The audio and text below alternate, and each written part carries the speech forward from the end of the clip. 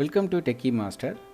நாம் இன்றைக்கி இந்த பதிவில் என்ன பார்க்க போகிறோம் அப்படின்னு பார்த்தா, நம்ம இதுவரைக்கும் பைத்தான் பேஸ் பண்ணி பைத்தானில் நம்ம சின்ன சின்ன ப்ரோக்ராம்ஸ்லாம் பண்ணுறது, MySQLில் வந்து நம்ம எப்படி டேட்டா பேஸை கனெக்ட் பண்ணுறதுன்னு பார்த்துருப்போம்.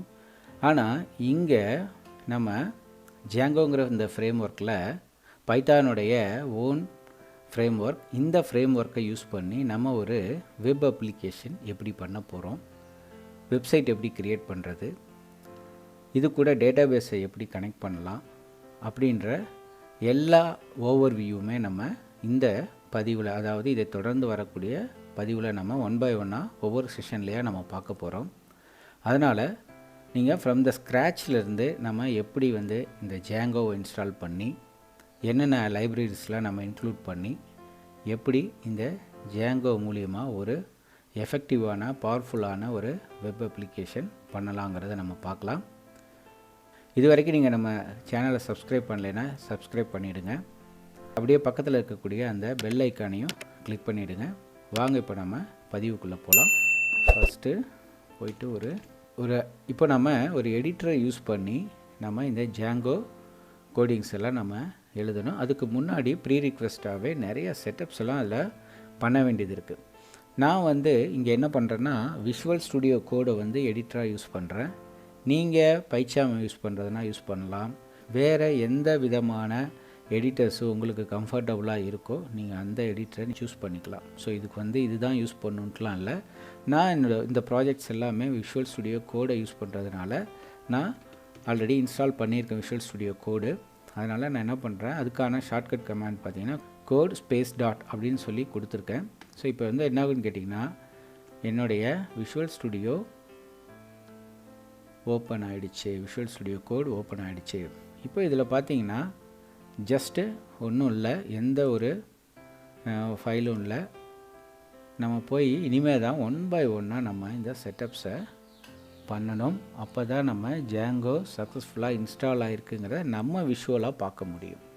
ஸோ இப்போ நான் என்ன பண்ணுறேன், ஜஸ்ட்டு டெர்மினல் போகிறேன். இங்கே ஃபைலில் பார்த்தீங்கன்னா ஃபைல், எடிட், செலெக்ஷன், வியூ, கோ, ரன், டெர்மினல் இருக்கு இல்லைங்களா. இங்கே நியூ டெர்மினலை செலக்ட் பண்ணிக்கிறேன்.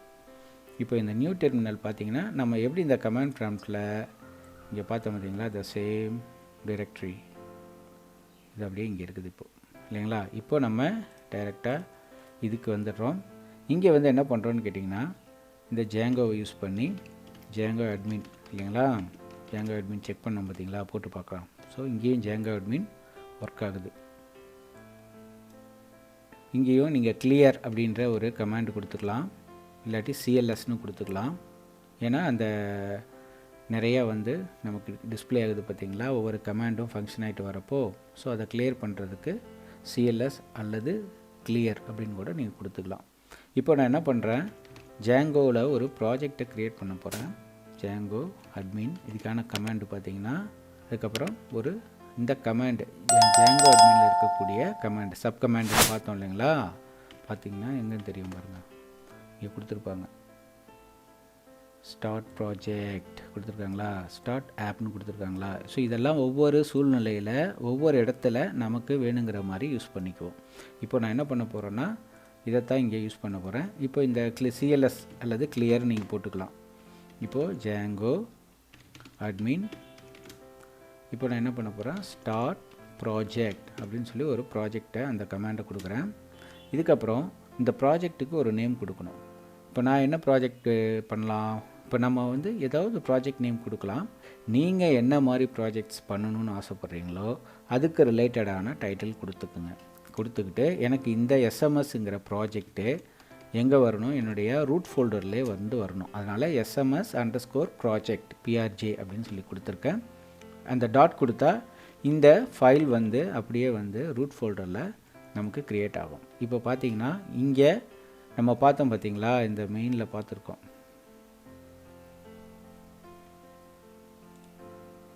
ஸோ நம்ம இங்கே இதுக்குள்ளே இருக்கோம். இதுக்குள்ளே ஒரே ஒரு ஃபைல் தான் இருக்குது, VENVன்னு சொல்லிட்டு. அதுதான் இங்கேயும் காட்டுது.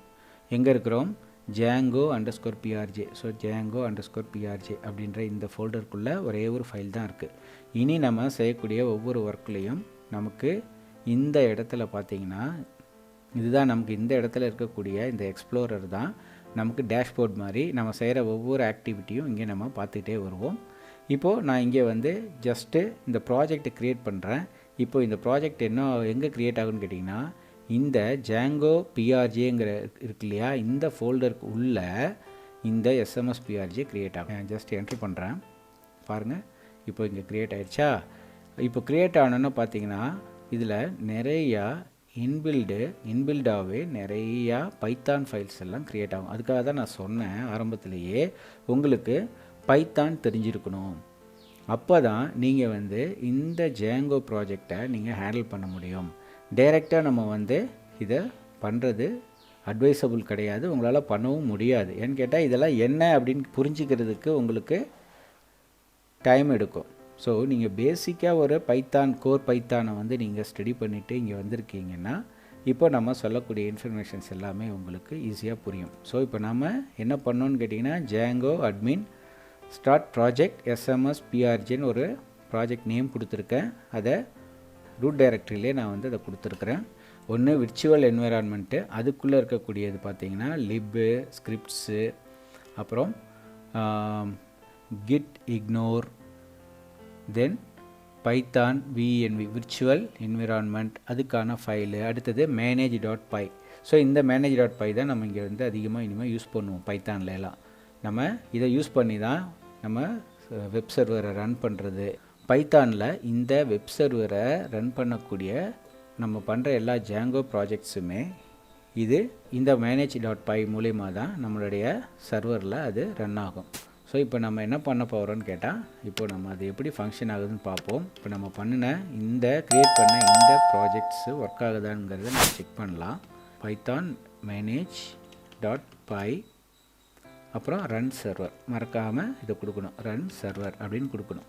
பைத்தான் மேனேஜ் ரன் சர்வர் கொடுத்து ஜஸ்ட் ஒரு என்ட்ரு கொடுக்குறேன். இப்போது இப்படி வந்து சில இன்ஃபர்மேஷன்ஸ் நமக்கு டிஸ்பிளே ஆகும். இதில் பார்த்தீங்கன்னா நம்மளுடைய ப்ராஜெக்ட் சக்ஸஸ்ஃபுல்லாக ஒர்க் ஆகுதுங்கிறதுக்கு இதுதான் வந்து அடையாளம். பார்த்தீங்கன்னா HTTP 127.0.1:8000 அப்படின்னு சொல்லி இருக்கும். அதாவது மவுஸ் ஹோவர் பண்ணோம்னா அது என்ன ஆகுன்னு கேட்டிங்கன்னா, இப்போ இங்கே ஒரு லிங்க் கொடுக்குது பாருங்கள், follow the link, control click. நீங்கள் கண்ட்ரோல் கிளிக்கை ப்ரெஸ் பண்ணிங்கன்னா இது ஆட்டோமேட்டிக்காக இது வந்து என்ன ஆகும், தானாகவே இந்த ஃபைலு ஓப்பன் ஆகும். பார்த்தீங்களா, இப்போது இந்த ஃபைல் வந்து ஓப்பன் ஆகிறத நம்ம பார்க்குறோம். ஸோ இதுதான் அந்த 127.0.1:8000. ஸோ இனிமேல் நம்ம இந்த அட்ரஸை யூஸ் பண்ணி தான், அதாவது இதை லோக்கல் ஹோஸ்ட்னு சொல்லுவோம், இந்த அட்ரஸை யூஸ் பண்ணி தான் நம்ம எல்லா ப்ராஜெக்ட்டுமே அப்கமிங் டேஸில் பண்ண போகிறோம்.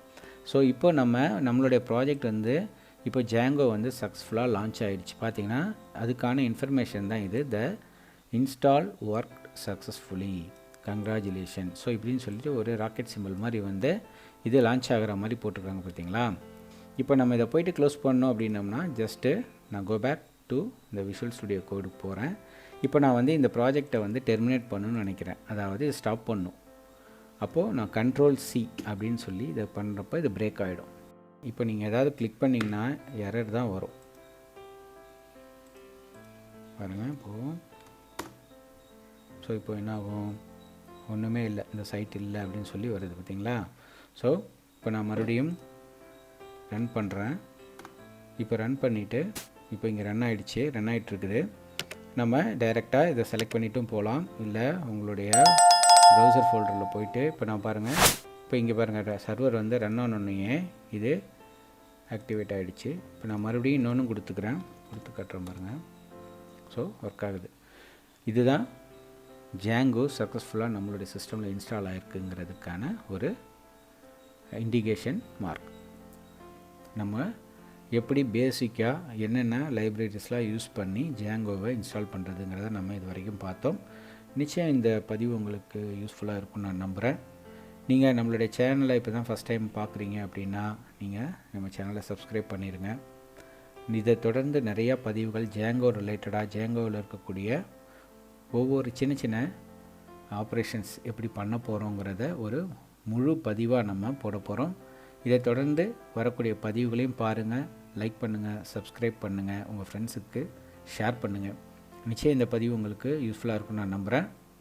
நம்ம இதை தொடர்ந்து அடுத்து எப்படி இந்த Django ஃபைல்ஸு நெக்ஸ்ட்டு நம்ம ஒரு ஆப் எப்படி க்ரியேட் பண்ணுறது அப்படிங்கிறத பார்க்கலாம். Thank you guys. See you.